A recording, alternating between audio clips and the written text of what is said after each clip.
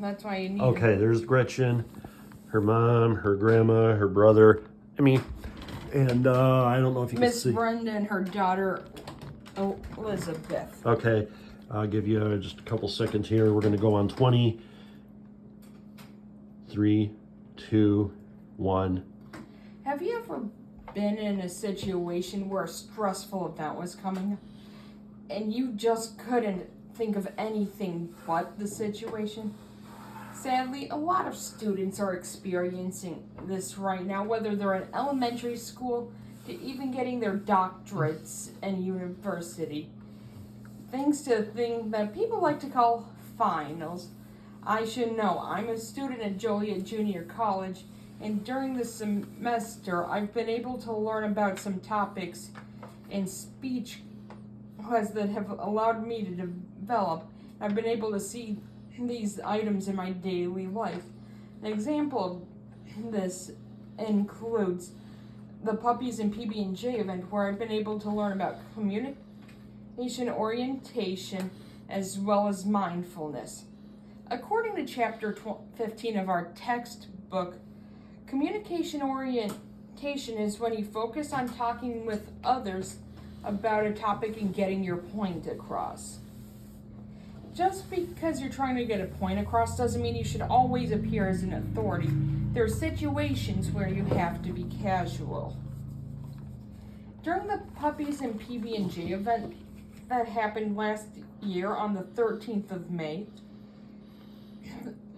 and went on to help students calm down before finals, where they bring in therapy dogs and let you have peanut butter and jelly sandwiches if you weren't allergic to them.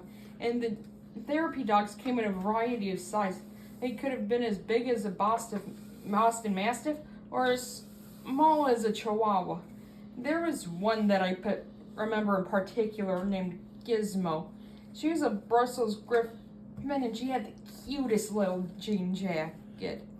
And whenever she would sit down in your lap, she would always try to lick your hand and up your arm, and it even got to the point where she'd climb up on your chest and try to lick your face.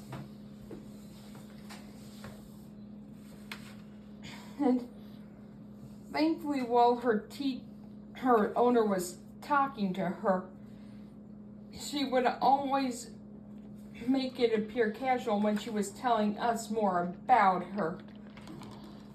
So that way she didn't appear like the authority on dogs, since she wasn't. She just happened to know how her dog acted for this specific breed. And that can transition into mindfulness. According to the textbook, mindfulness is paying attention at any given opportunity. And while you need to do that as a listener, you can also do that as the reader, and making sure that your audience members are paying attention. Say, even if it's something that you're interested in, like I was about the dogs, you can't always assume that's going to be the same for everyone, for every topic. So you need to make sure that you won't drone on while you're talking, because if you wouldn't listen to what you're talking about, why can you assume that anyone else would? So it's good to keep in mind that you always need to keep your audience members engaged. And thankfully, due to this event, I was able to learn more about communication orientation and mindfulness while being able to interact with Gizmo and so many other dogs. Thankfully, there are ways that we are able to manage our stress that can help us relax, because when we're relaxed, we're able to focus a lot more easily. Thank you. All right, now what do we got to do? We got to make sure we go everybody again.